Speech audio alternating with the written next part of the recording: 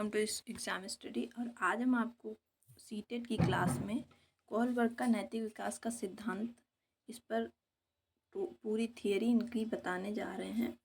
तो सीटेट के लिए ये बहुत इंपॉर्टेंट क्लास रहने वाली है।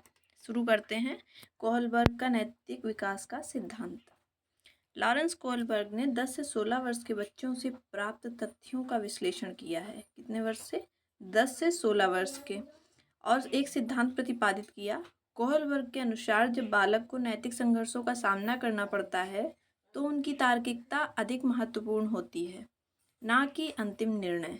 उनकी कौन तार्किकता अधिक महत्वपूर्ण होती है? अंतिम निर्णय पर कोई उन्होंने विचार नहीं दिया है। कोहलबर्ग ने धारणा बनाई कि बालक अपनी विकास की अवस्थाओं में 3 स्तरों से गुजरकर अपनी नैतिक तार्किकता की योग्यताओं को विकसित कर पाते हैं। कौन कौन से 3 स्तर हैं तो वो हम इसमें पढ़ेंगे। नैतिक विकास की अवस्थाएं, stages of moral development. Kohlberg के नैतिक विकास की कुल 6 अवस्थाओं का वर्णन किया है इन्होंने दो दो अवस्थाओं को एक साथ रखकर इनके 3 स्तर बना दिए।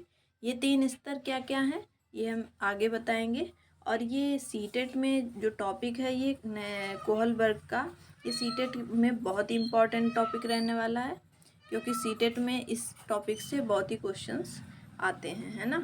सीटेट के जो ये 2024 है, 7 जुलाई को एग्ज़ाम होने वाला है, उसमें बहुत ही इम्पोर्टेंट क्लास रहने वाली है। तो आगे स्टार्ट करते हैं। नंबर 1 क्या बताया इन्होंने स्तर? लेवल प्री कन्वेंशनल मोरालिटी, प्राक रूढ़िगत नैतिकता का स्तर। इसके नाम जो है वो इंग्लिश में याद रखेंगे आप लोग तो ज़्यादा ही सुविधा रहेगी। प्री कन्वेंशनल इसमें क्या होता है? आज्ञा एवं दंड की अवस्था है ये, और ये अहंकार की अवस्था है। इसमें बच्चा जो है वो इगोइस्टिक होता है, इसमें अहंकार रहता है उसको। चलिए, दूसरी है रूढ़िगत नैतिकता का स्तर, कन्वेंशनल मोरालिटी। रूढ़िगत नैतिकता, कन्वेंशनल मोरालिटी, इसमें क्या होता है? प्रशंसा की अवस्था होती है ये, और सामाजिक व्यवस्था के प्रति सम्मान की अवस्था होती है।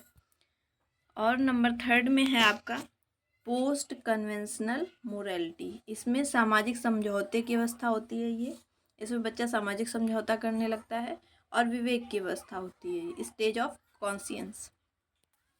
अच्छा, सबसे फर्स्ट में जो था प्री कन्वेंशनल मोरालिटी, ये क्या है इसके बारे में विस्तार से हम पढ़ेंगे, ताकि कोई भी टॉपिक इससे छूटे ना। कोहलबर्ग का कोई भी क्वेश्चन आता है तो आप लोग उसको आसानी से कर सकते हैं।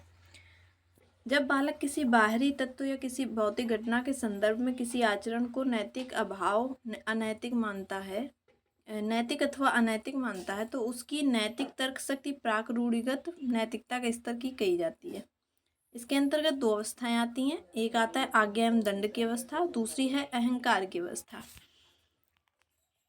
आज्ञा एवं दंड की अवस्था का अर्थ क्या है कि कोहलबर्ग के अनुसार इस अवस्था में बच्चे का चिंतन दंड से प्रभावित होता है। परिवार के सभी सदस्य बच्चे को कुछ कार्य करने के आदेश देते रहते हैं। इन आदेशों का पालन ना करने पर बच्चे को दंडित किया जाता है। ठीक है, इसलिए बच्चा ये सोचने लगता है कि दंड से बचने के लिए आदेश का पालन करना अनिवार्य है, अर्थात आज्ञाओं का पालन इसलिए वो करता है कि वह दंडित ना हो। इस प्रकार नैतिक विकास की शुरू की अवस्था में दंड को ही बच्चों की नैतिकता का मुख्य आधार माना जाता है। दूसरा है अहंकार की अवस्था। इस अवस्था में आकर बच्चे के चिंतन का स्वरूप बदल जाता है। जैसे जैसे बच्चे की आयु बढ़ती है वैसे वह परिपक्व होता रहता है। हमने पिछली वीडियो में बताया था कि जैसे जैसे बच्चे की आयु बढ़ती है उसकी बुद्धि का विकास भी वैसे ही होता है। ये किस में है? ये जीन पियाजे ने कहा है ना, तो ये पिछली वीडियो भी आप देख सकते हैं, वो भी सीटेट के लिए इम्पॉर्टेंट वीडियो रहेगी। तो क्या है कि जैसे जैसे बच्चे की आयु बढ़ती है वह परिपक्व होता है तो वह अपनी आवश्यकताओं और इच्छाओं को समझने लगता है, और उसके द्वारा उसकी इच्छाएं पूरी हो जाती हैं। यदि उसका कोई उद्देश्य झूठ बोलने से पूरा होता है तो वह झूठ बोलता है। अगर भूख लगी है तो चुरा कर वह कुछ खा लेता है। वह इन क्रियाओं को नैतिक आचरण ही समझता है। नैतिक विकास की इस अवस्था का आधार बालक का अहंकार होता है।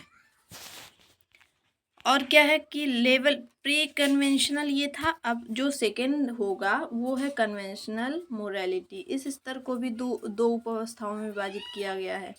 नंबर 1 प्रशंसा की अवस्था। ये क्या चीज़ है? इस अवस्था में बच्चा जो भी करता है वह दूसरे लोगों के द्वारा उसकी प्रशंसा करने के लिए करता है। दूसरी ओर समाज के सदस्य बच्चों से विशेष अपेक्षाएं करने लगते हैं, तो समाज से उन्हें स्वीकृति मिलने लगती है। इस अवस्था में बच्चे उन्हीं व्यवहारों को उचित और नैतिक मानते हैं जिनके लिए वे परिवार, स्कूल, पड़ोस, मित्र मंडली से प्रशंसा प्राप्त करते हैं। इस प्रकार हम कह सकते हैं कि इस अवस्था में बच्चे के चिंतन का स्वरूप और समाज उसके परिवेश से निर्धारित होता है। ये ऐसे क्वेश्चन इसमें बनेगा कि प्रशंसा की अवस्था कौन से स्तर के अंतर्गत आती है, तो ये है सेकंड, है ना, कि कन्वेंशनल मोरालिटी के अंतर्गत आती है। ऐसे क्वेश्चन सीटेट में बनेगा आपका।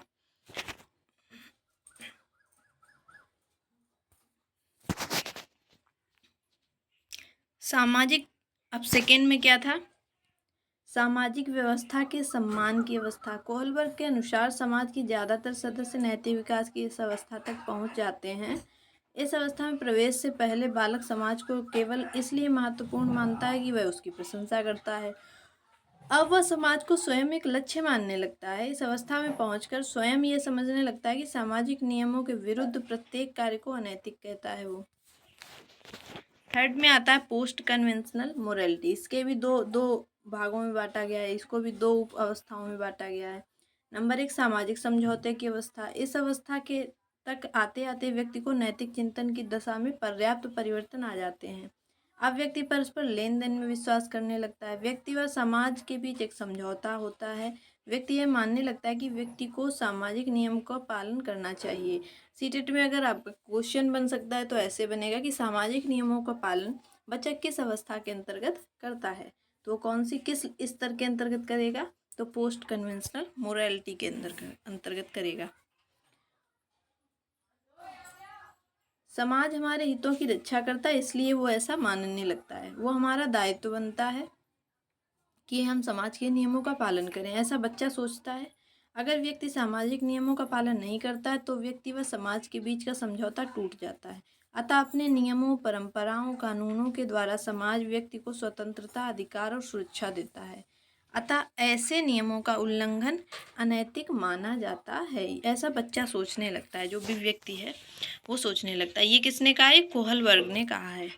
और क्या है कि विवेक की अवस्था कौन सी है? इसी के सेकेंड जो उपावस्था है वो है विवेक की अवस्था, स्टेज ऑफ कॉन्शियंस। कोहलबर्ग के अनुसार नैतिक विकास की छठी व अंतिम अवस्था यही होती है, क्योंकि इस अवस्था में पहुंचने पर व्यक्ति नैतिकता के बारे में अपना दृष्टिकोण भी विकसित कर लेता है। व्यक्ति में विवेक पैदा हो जाता है। व्यक्ति के अच्छे, बुरे, उचित, अनुचित आदि विषयों पर स्वयं के व्यक्तिगत विचार भी विकसित हो जाते हैं। अब व्यक्ति के नैतिक विकास का एकमात्र आधार विवेक ही बन जाता है। अब इस अवस्था में व्यक्ति नियमों का पालन स्वयं के दृष्टिकोण से प्रेरित होकर करने लगता है। इस अवस्था में व्यक्ति अब नियमों की वैधता को भी चुनौती देने लगता है, क्योंकि वे नियम उसके विवेक से मेल नहीं खाते हैं। अब व्यक्ति केवल विवेक के आधार पर ही जीवित रहने का आदी हो जाता है। अब व्यक्ति के लिए वही आचरण नैतिक होगा जो उसके स्वयं के विवेक का समर्थन प्राप्त कर लेगा, है ना। तो ये है आपकी सीटेट की इम्पॉर्टेंट क्लास सीटेट के लिए। तो ये किससे ली गई है? चाइल्ड डेवलपमेंट एंड पेडागोजी का ही पार्ट होता है कोहलबर्ग का, Kohlberg theory of moral development, है ना। तो आप इसको अच्छे से तैयार कर लीजिए, तो इससे आपके एक टॉपिक कंप्लीट हो जाएगा। तो सीटेट में कोई भी क्वेश्चन अगर इससे आता है तो आप उसको कर सकते हैं। इसको 2-3 बार देख लीजिए वीडियो, तो फिर आपको ये चैप्टर जो है वो समझ में आ जाएगा और याद भी हो जाएगा जल्दी से। चलिए, थैंक यू। अगर क्लास अच्छी लगे तो लाइक करें, सब्सक्राइब करें मेरे चैनल को और दोस्तों तक भेजें। Thank you.